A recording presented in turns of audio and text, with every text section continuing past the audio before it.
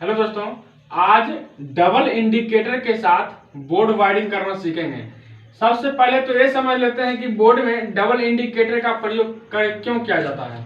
देखिए, बोर्ड में double indicator का प्रयोग करने से जब भी आपका बोर्ड में फॉल्ट आएगी तो आपको पता चल जाएगा कि मेरा बोर्ड में फॉल्ट आ चुका है और इसमें घबराने की बातें नहीं होंगी। बिल्कुल आप आइएगा, एकदम बिल्कुल आराम से आप फ्यूज को निकालिएगा, क्योंकि इसमें जो फॉल्ट होगी वो मुख्य रूप से अगर फ्यूज से अगर फॉल्ट होगी तो आपको बिल्कुल आसानी से पता चल जाएगा। तो आप आकर के फ्यूज को चेक करिए और फ्यूज को निकाल के उसको चेक करिए। अगर फ्यूज गल गया है तो उसको पुनः उसको बना लीजिए, बना करके फिर से आप अपना सप्लाई को ऑन कर सकते हैं। अगर ऐसा नहीं किया जाएगा तो आप क्या करिएगा, जाहिर सी बात है, जब आपका बोर्ड बंद हो जाएगी, आपका सप्लाई आना बंद हो जाएगा तो आप टेक्नीशियन को बुलाइएगा तो आपको मतलब कि ज्यादा से ज्यादा महंगा पड़ सकता है। थोड़ा देर के लिए कम में 100-200 रुपए का आपको नुकसान करना पड़ सकता है। तो उस नुकसान से बचने के लिए आज अपने घर पर डबल इंडिकेटर के साथ बोर्ड का वायरिंग कर करके आप बिल्कुल अपना पैसा को बचा सकते हैं। तो चलिए इसके बारे में सीखते हैं कि इसका वायरिंग किस प्रकार किया जाता है और ये किस प्रकार से काम करता है।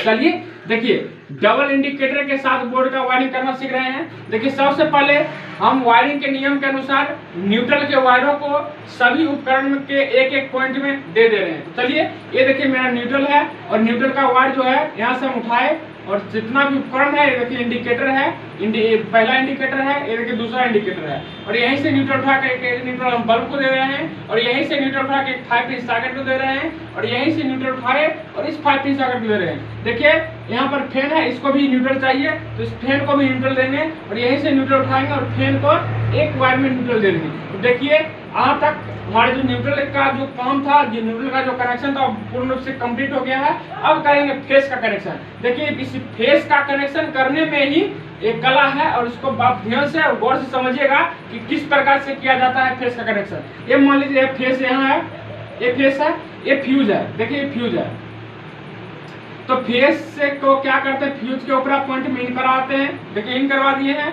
और नीचा से आउट करवा के एक पॉइंट इंडिकेटर दे दिए।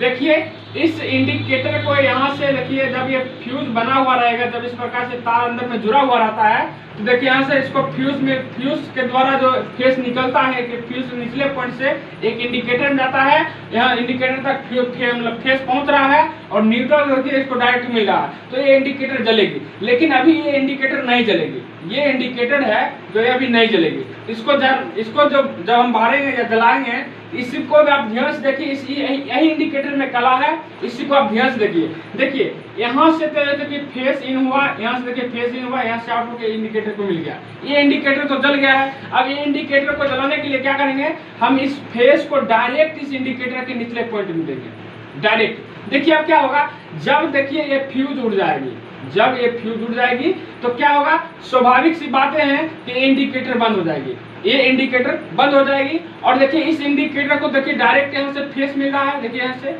डायरेक्ट इसको फेस मिल रहा है यहाँ से ऊपर से, और इसको देखिए इस इंडिकेटर को नीचे से फेस मिल रहा है। जब ये वायरवा उड़ जाता है, देखिए ये जब वायर उड़ जाएगी तो इस इंडिकेटर को तो फेस मिलेगी नहीं, खाली न्यूट्रल पाएगा और न्यूट्रल पा करके इंडिकेटर जलेगा नहीं। लेकिन ये इंडिकेटर को देखिए यहाँ से देखिए डायरेक्ट इसको फेस मिल रहा है, डायरेक्ट फेस इसको मिल रहा है और न्यूट्रल तो इसको मिल ही रहा है, तो इंडिकेटर बढ़ जाएगी। जब एक इंडिकेटर बुझ जाएगी और एक इंडिकेटर बढ़ जाएगी, यानी दोनों इंडिकेटर जब बोर्ड में एक साथ नहीं चलेगी तो आप समझ सकते हैं कि मेरे बोर्ड में फॉल्ट आ गया है और वह फॉल्ट हो सकता है फ्यूज से आया होगा। तो आप बिल्कुल जाकर आसानी से फ्यूज को निकालिए और उस फ्यूज को बना करके अपना सप्लाई को फिर से ऑन कर सकते हैं। तो देखिए यहाँ से अगर आप उसको बनाइएगा तो फिर से आपका जो दोनों इंडिकेटर है, दोनों इंडिकेटर बनना शुरू हो जाएगा। अब क्या करेंगे, फेस का जो कनेक्शन होता है बोर्ड के और जो उपकरण में फेस का कनेक्शन करना है हम कर दे रहे हैं, बिल्कुल आसानी से वैसा ही होता है। लेकिन ये डबल इंडिकेटर जब लगता है तो उस समय कुछ अलग कनेक्शन होता है, जो कनेक्शन को हमने यहाँ पे बढ़िया से बताए हैं। आप हमें उम्मीद है आप समझ भी गए होंगे। चलिए और जो उपकरण है उसको हम फेस दे रहे हैं। देखिए फेस देने के लिए इस फेस के निचले पॉइंट से हम एक वायर को उठाएंगे और स्विच के निचले पॉइंट में ये सभी स्विच के निचले पॉइंट में हम दे देंगे। देखिए स्विच जो होता है वो उसमें मतलब केवल फेस ही आता है, एक नीचे से इन करा के और ऊपर से आउट करा के जिस उपकरण को हम फेस स्विच के जिस उपकरण को चलाना होता है हम उसको चला लेंगे। देखिए यहाँ तक फेस आया हुआ है, इस 5 पिन सॉकेट का इस स्विच से चलाना हो, इसको हम देखिए फेस यहाँ से दे देंगे। इस 5 पिन सॉकेट को देखिए फेस हम यहाँ से दे देंगे। ठीक है। देखिए इस स्विच से हम इस बल्ब को फेंस दे देंगे और ये जो स्विच बचा है एक स्विच से हम पंखा को फेंस देंगे। तो इस प्रकार से डबल इंडिकेटर के साथ इस बोर्ड का जो वायरिंग है वो पूरा कंप्लीट हुआ। हमें उम्मीद है आपको बेहद बढ़िया से समझ में आया होगा।